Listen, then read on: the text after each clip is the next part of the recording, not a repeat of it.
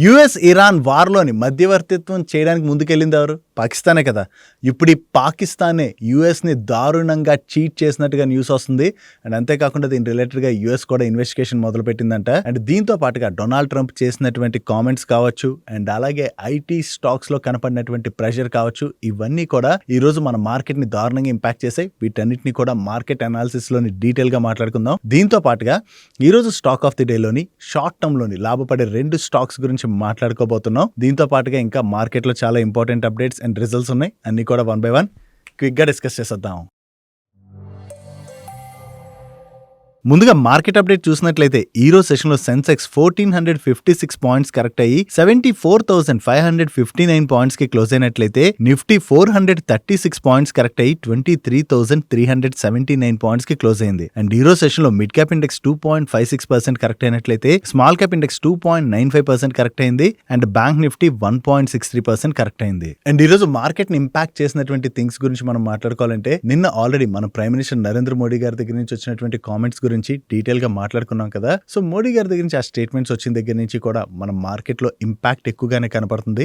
దీనికి తోడుగా ఈ రోజు డొనాల్డ్ ట్రంప్ దగ్గర నుంచి వచ్చినటువంటి స్టేట్మెంట్స్ మీరు అబ్జర్వ్ చేశారనుకోండి, ఇరాన్ న్యూక్లియర్ డీల్ రిలేటెడ్ గా అంటే న్యూక్లియర్ వెపన్స్ తయారు చేయమని ముందు మాకు చెప్పారు, కానీ ఇప్పుడు మాట మార్చేశారు. ఇప్పుడు అసలు వీళ్ళు పంపించినటువంటి ప్రపోజల్ లోని న్యూక్లియర్ డీల్ రిలేటెడ్ గా ఎటువంటి అప్డేట్ కూడా లేదు. అసలు వీళ్ళు ఏం మెన్షన్ చేయలేదు. దీనికి మేము అసలు ఒప్పుకోము. ఇరాన్ న్యూక్లియర్ వెపన్ తయారు చేయడానికి యుఎస్ ఎప్పటికీ కూడా ఒప్పుకోదని. అండ్ ఇరాన్ అండ్ యుఎస్ మధ్యన ఇప్పుడు సీజ్ ఫైర్ ఉన్నది కదా, ఈ cease fire just life support మీద ఉన్నది, అంటే త్వరలోనే చచ్చిపోయేటువంటి అవకాశం ఉన్నదని చెప్పి డొనాల్డ్ ట్రంప్ దగ్గర నుంచి స్టేట్మెంట్స్ వచ్చాయి. అండ్ దీంతో పాటుగా చాలా మంది జనరల్స్ తోని నేను కూర్చుని డిస్కస్ చేస్తాను ఇరాన్ విషయంలోనని చెప్పి డొనాల్డ్ ట్రంప్ అయితే కామెంట్ చేయడం జరిగింది. సో ఇప్పుడు ఇరాన్ అండ్ యుఎస్ మధ్యన సీజ్ ఫైర్ అయితే ఎండ్ చేసేస్తాను అండ్ జనరల్స్ తో డిస్కస్ చేస్తా అంటే ఇరాన్ పైన ఏమైనా మిలిటరీ ఆపరేషన్ కి యుఎస్ రెడీ అవుతుందా అని చెప్పి మార్కెట్ లో కన్సర్న్స్ రైజ్ అవడంతోనే ఒకటి క్రూడ్ ప్రైస్లు అయితే బాగా పెరిగాయి. ఈ క్రూడ్ ప్రైస్లు పెరగడంతో పాటుగా మరొక థింగ్ ఏంటంటే మన రూపీ కంటిన్యూస్ గా పడుతుంది కదా. ఈ రోజు సెషన్ లో కూడా మీరు అబ్జర్వ్ చేశారనుకోండి, డాలర్ కి అగెనిస్ట్ గా రూపీ అయితే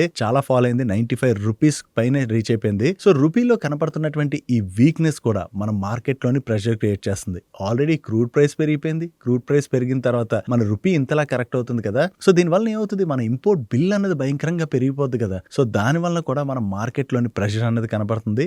వీటితో పాటుగా ఈ రోజు సెషన్ లోని మన మార్కెట్ ని ఐటీ స్టాక్స్ కూడా బాగానే డ్రాగ్ చేశాయి. మీరు మార్నింగ్ నుంచి అబ్జర్వ్ చేసినట్లయితే వేరియస్ ఐటీ స్టాక్స్ లోని బాగానే ప్రెషర్ కనపడింది కదా. ఈ ఐటీ కంపెనీస్ రిలేటెడ్ గా ఒక ఇంపార్టెంట్ న్యూస్ ఉంది, మనం మాట్లాడుకోవాల్సింది. దాన్ని నెక్స్ట్ మాట్లాడుకుందాం. సో ఇటువంటి వేరియస్ థింగ్స్ అన్ని కూడా ఈ రోజు మార్కెట్ ని అయితే ఇంపాక్ట్ చేశాయి. వీటన్నిటితో పాటుగా యుఎస్ అండ్ ఇరాన్ మధ్య జరుగుతున్నటువంటి వార్లోని మధ్యవర్తిత్వం వ్యవహరించడానికి పాకిస్తాన్ ముందుకొచ్చింది కదా. ఇద్దరి మధ్యన మాట్లాడుతూ ఆ ప్రపోజల్ వీళ్ళకి పంపడం, వీళ్ళ ప్రపోజల్ వాళ్ళకి పంపడం, ఇటువంటివి ఏవో చేస్తున్నారు కదా. సో దీనిలోని ఇప్పుడు యుఎస్ ని పాకిస్తాన్ దారుణంగా చీట్ చేసినట్లుగా వేరియస్ మీడియా ప్లాట్ఫామ్స్ అయితే రిపోర్ట్ చేస్తున్నాయి. వీళ్ళు ఏం చేశారంటే మొన్న సీజ్ ఫైర్ అనౌన్స్ చేశారు కదా యుఎస్ అండ్ ఇరాన్. ఈ సీజ్ ఫైర్ అనౌన్స్ చేసిన తర్వాత ఇరాన్ వాళ్ళు వాళ్ళకి చెందినటువంటి కొన్ని మిలిటరీ ఫ్లైట్స్ ఏవైతే ఉన్నాయో వాటినన్నిటిని కూడా ప్రొటెక్ట్ చేసుకునేందుకు గాను పాకిస్తాన్ లో ఉన్నటువంటి నూర్ఖాన్ ఎయిర్ బేస్ కి అయితే పంపించేశారు. ఈ నూర్ఖాన్ ఎయిర్ బేస్ లోని ఇరాన్ కి చెందినటువంటి ఫైటర్ జెట్స్ ని పాకిస్తాన్ అయితే దాచిపెట్టిందని చెప్పి ఫారెన్ మీడియా ప్లాట్ఫామ్స్ రిపోర్ట్ చేయడం జరిగింది. పాకిస్తాన్ మధ్యవర్తిత్వం చేస్తున్నానని చెప్పి ముందుకొచ్చి యుఎస్ కి చాలా క్లోజ్ గా ఉన్నట్టుగా బిహేవ్ చేస్తూ యుఎస్ నే పాకిస్తాన్ దారుణంగా మోసం చేసిందని చెప్పి మీడియా ప్లాట్ఫామ్స్ దగ్గర నుంచి న్యూస్ రావడమే కాదు, వీళ్ళు ఏం చెప్తున్నారంటే ఆల్రెడీ యుఎస్ కి చెందినటువంటి అఫీషియల్స్ కూడా దీని రిలేటెడ్ గా కన్సర్న్స్ అయితే రైజ్ చేస్తున్నారు. పాకిస్తాన్ ఇన్వెస్టిగేట్ చేయాలని, దీని రిలేటెడ్ గా యుఎస్ కూడా వర్క్ చేస్తుందని చెప్పేసి ఇక్కడైతే అప్డేట్ రావడం జరిగింది. పాకిస్తాన్ చీట్ చేయడం అనేది కామనే, మనందరికీ తెలుసు కదా. పాకిస్తాన్ ఎప్పుడు కూడా ఇటువంటి పనులు చేస్తానే ఉంటుంది. ఇప్పుడు యుఎస్ ని కూడా పాకిస్తాన్ ఇంత దారుణంగా చీట్ చేసింది అండ్ యుఎస్ పాకిస్తాన్ పైన ఇన్వెస్టిగేషన్ చేయొచ్చు అని చెప్పి న్యూస్ కూడా మార్కెట్ లో కొంత కన్సర్న్ రైజ్ చేసింది. అంటే ఇప్పుడు సీజ్ ఫైర్ అయితే ఎండ్ అయిపోయేలా ఉంది. ఆ టైంలో పాకిస్తాన్ కూడా ఇలా చేసిందంటే డెఫినెట్ గా దాన్ని యుఎస్ సీరియస్ గా తీసుకుని వెళ్ళి ఇరాన్ పైన స్ట్రాంగ్ గానే అటాక్ చేయొచ్చు అండ్ పాకిస్తాన్ కూడా పనిష్ చేసేటువంటి అవకాశం ఉన్నదని చెప్పి మార్కెట్ లో అయితే ఎక్స్పెక్టేషన్స్ బిల్డ్ అయ్యాయి. ఓవరాల్ గా వార్ రిలేటెడ్ గా ఉన్నటువంటి న్యూస్లన్నిటితో పాటుగా మన రూపీ వీక్ అవడం అండ్ ఐటీ స్టాక్స్ లో కనపడినటువంటి ప్రెషర్, వీటన్నిటితోని ఈ రోజు మన మార్కెట్ లో అయితే చాలానే ప్రెషర్ కనపడింది. డైలీ మార్కెట్ రిలేటెడ్ గా ఉండే ఇటువంటి ఇంపార్టెంట్ ఇన్ఫర్మేషన్ ని మీకు డీటెయిల్ గా షేర్ చేయడానికి మన టీం పెడుతున్నటువంటి ఎఫర్ట్స్ కనుక వీడియో చూస్తున్న ఏ పాయింట్ ఆఫ్ టైం లైనా మీకు హెల్ప్ఫుల్ అయినట్లయితే మన వీడియోని మర్చిపోకుండా లైక్ చేయడానికి ప్రయత్నించండి. Coming to the stock of the day, ఈ రోజు స్టాక్ ఆఫ్ ది డే లోని షార్ట్ టర్మ్ లో లాభపడేటువంటి ఒక 2 స్టాక్స్ గురించి మాట్లాడుకోబోతున్నాం. ఫస్ట్ ఈ 2 స్టాక్స్ కి కలిగేటువంటి బెనిఫిట్ గురించి మనం మాట్లాడుకోవాలంటే నిన్న నైట్ రిలీజ్ అయినటువంటి బటర్ఫ్లై గాంధీమతి వాళ్ళ రిజల్ట్స్ గురించి మనం మాట్లాడుకోవాలి. వీళ్ళ నెంబర్స్ ఒకసారి అబ్జర్వ్ చేశారనుకోండి, ఇయర్ ఆన్ ఇయర్ లో వీళ్ళ రెవెన్యూస్ లో 16% పైన గ్రోత్ డెలివర్ చేసినట్లయితే ఎబిటాలో 19% పైన గ్రోత్ డెలివర్ చేశారు అండ్ ప్యాట్ లో 26% పైన గ్రోత్ డెలివర్ చేయడం జరిగింది. అండ్ వీళ్ళ మార్జిన్స్ లో కూడా మంచి ఇంప్రూవ్మెంటే కనిపిస్తుంది. వీళ్ళ మేనేజ్మెంట్ ఈ రిజల్ట్స్ గురించి ఏం చెప్తుందంటే, ఈ క్వార్టర్ లోని వీళ్ళకి cookers and gas stove sales లోని డబుల్ డిజిట్ గ్రోత్ డెలివర్ చేసామని అండ్ అలాగే గ్యాస్ సప్లై షార్టేజ్ ఏదైతే కనపడుతుందో దాని వలన ఆబ్వియస్ గా మనం ముందు కూడా మాట్లాడుకున్నాం కదా. సో దీని వలన ఏంటంటే ఈ క్వార్టర్ లోని ఎలక్ట్రిక్ కుకింగ్ అప్లయన్సెస్ సేల్స్ కూడా చాలా బాగా జరిగాయి. సో దాని వలన వీళ్ళ నెంబర్స్ లోని మంచి ఇంప్రూవ్మెంట్ కనపడుతున్నదని చెప్పి వీళ్ళ మేనేజ్మెంట్ దగ్గర నుంచి అయితే కామెంట్ రావడం జరిగింది. మనకి ఈ గ్యాస్ సప్లై రిలేటెడ్ గా షార్టేజ్ అన్నది వెంటనే సార్ట్అవుట్ అయిపోద్దా? ప్రెసెంట్ చూసినట్లయితే వెస్ట్ ఏషియా వార్ ఇంకా కంటిన్యూ అవుతున్నది కదా. సో ఇలాగే మరి కొన్ని రోజులు వార్ కంటిన్యూ అయినట్లయితే గ్యాస్ సప్లై మరింత ఇంపాక్ట్ అవ్వచ్చు. కాబట్టి డెఫినెట్ గా మనకి electric cooker appliances and electric cooker sales కూడా బాగా పెరిగేటువంటి అవకాశం అయితే కనబడుతుంది. సో చూడాలి ఈ వార్ ఇంకా ఎన్నాళ్ళు కంటిన్యూ అవుతుందని. ఒకవేళ వార్ వెంటనే ఆగిపోయినా కూడా గ్యాస్ సప్లైస్ మనకి వార్కు ముందు ఎలా అయితే ఉండేవో అలా అయితే జరగవు. కాబట్టి డెఫినెట్ గా ఎలక్ట్రిక్ కుక్కర్ సేల్స్ లో మనం బాగానే జంప్ చూసేటువంటి అవకాశం ఉన్నది. కాబట్టి అది బటర్ఫ్లై గాంధీమతికి పాజిటివే. అండ్ ఈ బటర్ఫ్లై గాంధీమతికి అనే కాదు, ఇదే సెగ్మెంట్ లో ఆపరేట్ చేసేటువంటి మరొక 2 companies like TTK prestige and అలాగే స్టవ్ క్రాఫ్ట్, ఈ 2 కంపెనీస్ ఉన్నాయి కదా, ఈ 2 కంపెనీస్ కి కూడా ఇది బెనిఫిట్ అవుతుంది. బటర్ఫ్లై గాంధీమతి వాళ్ళ రిజల్ట్స్ బాగా వచ్చేసరికి ఈ రోజు సెషన్ లో టీటీకే ప్రెస్టేజ్ అండ్ అలాగే స్టవ్ క్రాఫ్ట్ స్టాక్స్ లో మనకు పాజిటివ్ మొమెంటం కనపడింది కదా. ఈ క్వార్టర్ లో TTK prestige and stove craft results ని కూడా ట్రాక్ చేయాలి. వీళ్ళ నెంబర్స్ కూడా బాగా వచ్చేటువంటి అవకాశం అయితే డెఫినెట్ గా ఉన్నది. నెక్స్ట్ రిలేటెడ్ గా అనౌన్స్మెంట్ వచ్చినటువంటి ప్రతిసారి కూడా మనకి ఐటీ స్టాక్స్ చాలా ప్రెషర్ కనపడుతుంది కదా. ఈ రోజు సెషన్ లో కూడా మీరు అబ్జర్వ్ చేశారంటే మార్నింగ్ నుంచి most of the IT stocks లో చాలా ప్రెషర్ చూసాం. దీనికి కారణం ఓపెన్ ఏఐ వాళ్ళు $4 బిలియన్ ఇన్వెస్ట్ చేయడం ద్వారా కొత్త ఏఐ కంపెనీని లాంచ్ చేస్తున్నట్టుగా నిన్న అనౌన్స్ చేశారు. ఈ న్యూ ఏఐ కంపెనీ ఏం చేయబోతుందంటే business leaders, operators and front line teams ఏవైతే ఉంటాయో వాటితోని క్లోజ్ గా వర్క్ చేసి వాళ్ళకి ఎక్కడ ఏఐ బిగ్గెస్ట్ ఇంపాక్ట్ క్రియేట్ చేయగలదని చెప్పి వర్క్ చేసి ఏఐ డిప్లాయ్మెంట్ చేయబోతున్నట్టుగా వీళ్ళ దగ్గర నుంచి అనౌన్స్మెంట్ రావడం జరిగింది. ఎప్పుడైతే ఓపెన్ ఏఐ వాళ్ళ దగ్గర నుంచి ఇటువంటి అనౌన్స్మెంట్ వచ్చిందో దీని వలన ట్రెడిషనల్ ఐటీ సర్వీసెస్ ప్రొవైడ్ చేసేటువంటి మన ఇండియన్ కంపెనీస్ పైన పెద్ద ఇంపాక్టే ఉండొచ్చు అని చెప్పి వేరియస్ అనలిస్టులు ప్రెడిక్ట్ చేస్తున్నారు. అండ్ అంతేకాకుండా ఈ ఏఐ వలన ఆల్రెడీ ఐటీ సెక్టర్ లోని మనం జాబ్ కట్స్ ఇప్పటికే చూస్తున్నాం కదా. ఈ కొత్త అప్డేట్ వలన మరిన్ని జాబ్ కట్స్ కూడా చూసేటువంటి అవకాశం ఉన్నదని చెప్పి అనలిస్టులు ప్రెడిక్ట్ చేయడం జరిగింది. దీంతోనే ఈ రోజు సెషన్ లోని most of the IT stocks లో అయితే మనం ప్రెషర్ చూసాం. అందుకని మనకి IT stocks last time recover అయినప్పుడు కూడా మీకు గుర్తున్నట్లయితే ఆ టైంలో మాట్లాడుకున్నాం కదా, రిలేటెడ్ గా ఫ్యూచర్ లో వచ్చేటువంటి అప్డేట్స్ ని మనం కంప్లీట్ గా ట్రాక్ చేయాలి. ట్రాక్ చేయనంత వరకు కూడా ఐటీ స్టాక్స్ లోని ఇన్వెస్ట్మెంట్ డిసిషన్ అయితే తీసుకోకూడదని. ఎందుకంటే ఫ్యూచర్ లో కూడా న్యూ అప్డేట్స్ ఎప్పుడైతే ఇటువంటి వస్తుంటాయో దాని వలన డెఫినెట్ గా ఈ కంపెనీస్ పైన ఇంపాక్ట్ పడచ్చు అని చెప్పి మార్కెట్ అయితే భయపడుతుంది. కాబట్టి మనకి ఐటీ సెక్టర్ పైన ఈ ఇంపాక్ట్ మరికొన్నాళ్ళు కంటిన్యూ అయ్యేటువంటి అవకాశం ఉంది. అందుకనే మరికొన్ని రోజులు మనం ఐటీ స్టాక్స్ తో కొంత జాగ్రత్తగా ఉండడం అన్నదే better. Next crude oil and LPG shortage మన కంట్రీలో చాలా ఎక్కువగా ఉన్నదని చెప్పి న్యూస్ అయితే సర్క్యులేట్ అయింది కదా. దీని రిలేటెడ్ గా ఈ రోజు మన ఆయిల్ మినిస్టర్ అయినటువంటి హర్దీప్ సింగ్ పూరి గారు చాలా ఇంపార్టెంట్ స్టేట్మెంట్స్ చేశారు. ఈయన ఏం చెప్తున్నారంటే నెక్స్ట్ 60 డేస్ కి సరిపడా క్రూడ్ రిజర్వ్స్ అయితే మన దగ్గర ఉన్నాయి అండ్ అలాగే 45 డేస్ కి సరిపడా ఎల్పిజి రిజర్వ్స్ అయితే ఉన్నాయి. కంగారు పడాల్సినటువంటి పని లేదు. అండ్ అంతేకాకుండా ఈ వార్ కు ముందు మన దగ్గర ప్రొడక్షన్ ఏదైతే ఉన్నదో ఆ ప్రొడక్షన్ కూడా డ్రాస్టిక్ గా పెంచాం. కాబట్టి as of no supplies related గా మనం భయపడాల్సినటువంటి పని లేదని చెప్పి ఈయన దగ్గర నుంచి కామెంట్ వచ్చింది. కాకపోతే petrol diesel price hike related గా ఈయన దగ్గర నుంచి క్లారిటీగా చెప్పలేదు కానీ ఒక హింట్ అయితే ఇస్తున్నారు, త్వరలోనే పెట్రోల్ డీజిల్ ప్రైస్ పెరగచ్చని. ఇప్పుడు ఎలక్షన్స్ అయ్యే వరకు మనకి పెంచకపోవచ్చు, ఎలక్షన్ తర్వాత పెంచచ్చు అని చెప్పి మనం ముందుగానే మాట్లాడుకున్నాం కదా. ఈయన ఏం చెప్తున్నారంటే పెట్రోల్ డీజిల్ ప్రైస్లు ఇప్పుడే పెరుగుతాయని నేను ఖచ్చితంగా చెప్పలేను, అలాగని చెప్పి పెరగవని కూడా చెప్పలేను అన్నట్టుగా ఈయన దగ్గర నుంచి స్టేట్మెంట్ వచ్చిందంటే ఈ వార్ ఇలాగే మరి కొన్నాళ్ళు కంటిన్యూ అయిందనుకోండి, క్రూడ్ ప్రైస్లు అయితే ఆల్రెడీ చాలా పెరిగాయి కదా. క్రూడ్ ప్రైస్ పెరగడం వలన డెఫినెట్ గా గవర్నమెంట్ అయితే పెట్రోల్ అండ్ డీజిల్ ప్రైస్లను అయితే పెంచేటువంటి అవకాశం అయితే ఉన్నది. నెక్స్ట్ ఈ రోజు సెషన్ లో మీరు అబ్జర్వ్ చేసినట్లయితే oil and gas producing companies అయినటువంటి ఓఎన్జీసీ అండ్ ఆయిల్ ఇండియా ఈ 2 స్టాక్స్ లోని చాలా పాజిటివ్ మొమెంటం కనపడింది కదా. ఈ స్టాక్స్ పాజిటివ్ గా రియాక్ట్ అవడానికి reason government of India oil and gas production పైన రాయల్టీ రేట్స్ ఏవైతే ఉంటాయో వాటిని అయితే కట్ చేయడం జరిగింది. ఇక్కడ మనకి ఆయిల్ అండ్ గ్యాస్ ప్రొడక్షన్ పెంచడానికి గవర్నమెంట్ ఈ డిసిషన్ అయితే తీసుకుంది. ఓవరాల్ గా చూసుకున్నట్లయితే క్రూడ్ రాయల్టీ 16.66% నుంచి 10% కి గవర్నమెంట్ తగ్గించింది. అండ్ ఓవరాల్ గా చూసుకుంటే ఆన్ షోర్ క్రూడ్ రాయల్టీని 16.66% నుంచి 10% కి గవర్నమెంట్ కట్ చేసినట్లయితే ఆఫ్ షోర్ క్రూడ్ రాయల్టీని 9.09% నుంచి 8% కి తగ్గించింది. అండ్ న్యాచురల్ గ్యాస్ రాయల్టీని కూడా 10% నుంచి 8% కి తగ్గించడం జరిగింది. ఓవరాల్ గా ఈ రాయల్టీ ఏదైతే గవర్నమెంట్ కట్ చేసిందో దాని వలన ఈ oil and gas producing companies అనేటువంటి ఓఎన్జీసీ అండ్ ఆయిల్ ఇండియాకి బెనిఫిట్ అవుతుంది కాబట్టి ఈరోజు సెషన్లో స్టాక్స్ అయితే పాజిటివ్గా రియాక్ట్ అయ్యాయి. నా గవర్నమెంట్ తీసుకున్నటువంటి ఈ డెసిషన్ వలన ఓఎన్జీసీ అండ్ ఆయిల్ ఇండియాకి 7 to 11% వరకు కూడా వాల్యూ యాడ్ అయ్యేటువంటి అవకాశం ఉన్నదని చెప్పి సిఎల్ఎస్ఏ వాళ్ళు ఎక్స్పెక్ట్ చేస్తున్నారు.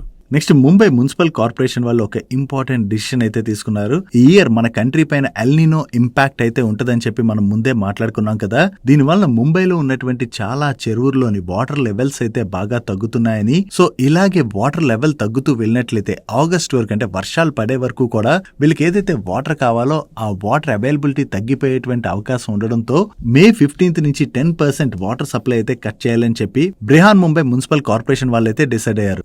ఇలా కట్ చేయడం ద్వారా అట్లీస్ట్ ఆగస్ట్ వరకు కూడా ఇబ్బంది పడకుండా ముంబైకి వాటర్ సప్లై అయితే చేయొచ్చు అని చెప్పి బ్రహీ ముంబై మున్సిపల్ కార్పొరేషన్ ఈ డిసిషన్ అయితే తీసుకుంది.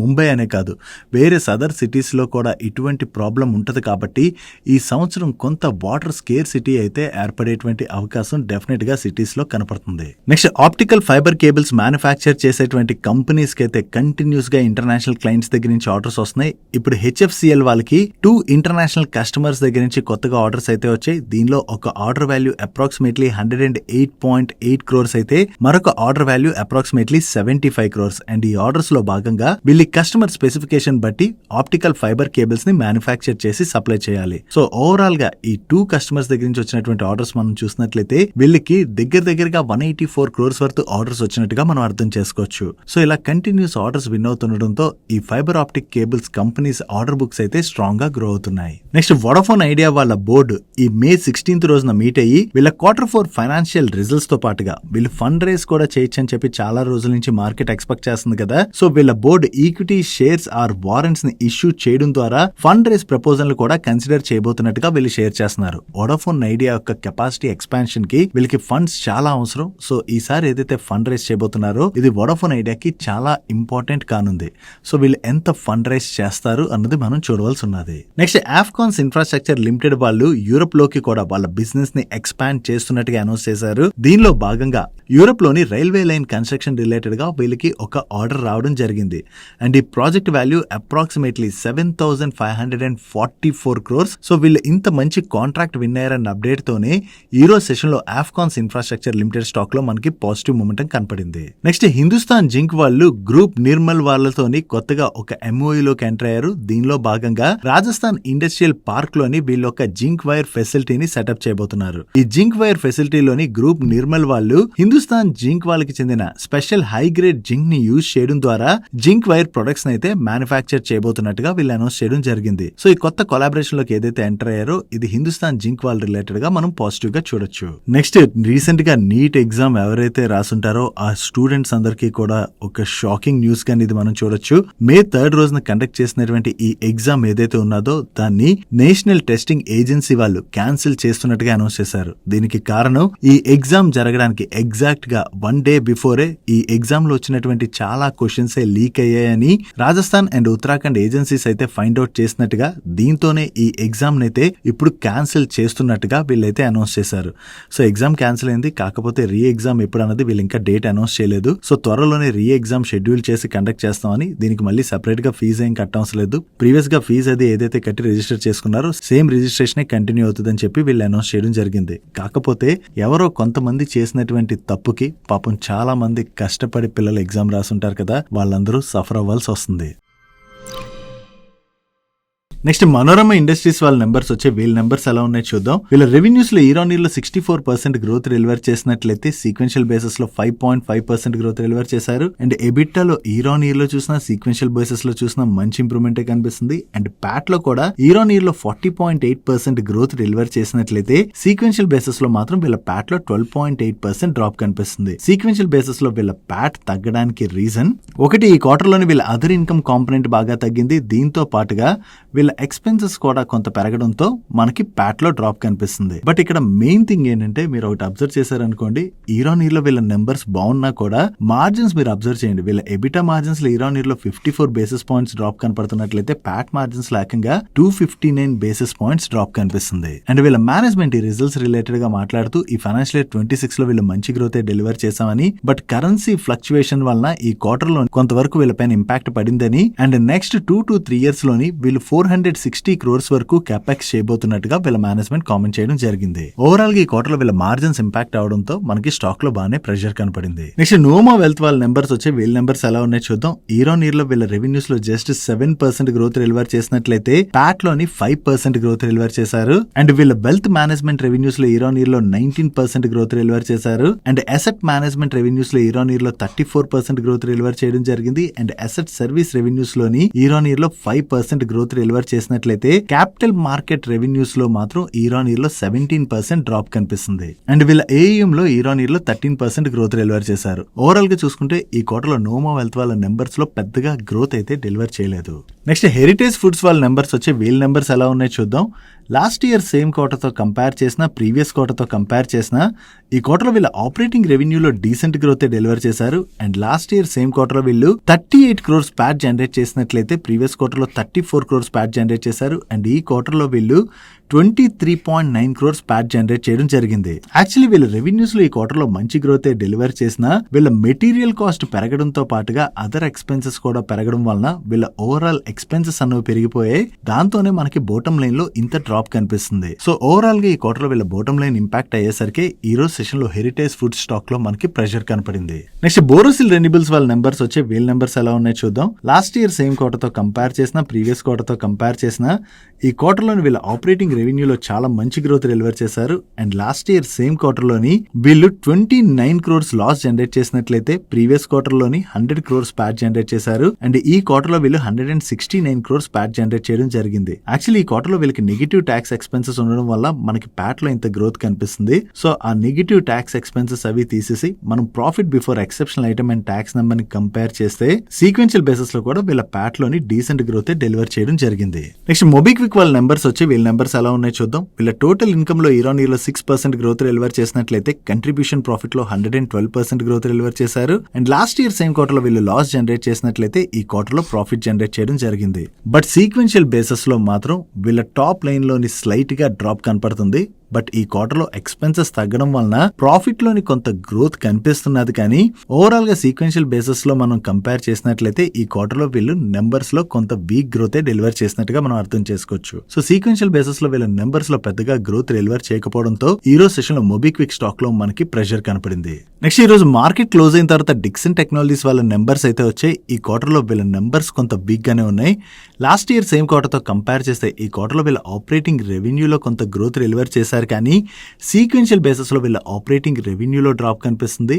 దీంతో పాటుగా ఈ క్వార్టర్ లో వీళ్ళ మెటీరియల్ కాస్ట్ బాగా పెరగడంతో వీళ్ళ ఓవరాల్ ఎక్స్పెన్సెస్ కూడా పెరిగాయి. దీనివలన లాస్ట్ ఇయర్ సేమ్ క్వార్టర్ తో కంపేర్ చేస్తే ఈ క్వార్టర్ లో వీళ్ళ ప్యాట్ లోని కొంత గ్రోత్ డెలివర్ చేశారు. కానీ సీక్వెన్షియల్ బేసిస్ లో కంపేర్ చేస్తే ఈ క్వార్టర్ ప్యాట్ లోని మనకి బాగానే డ్రాప్ కనిపిస్తుంది.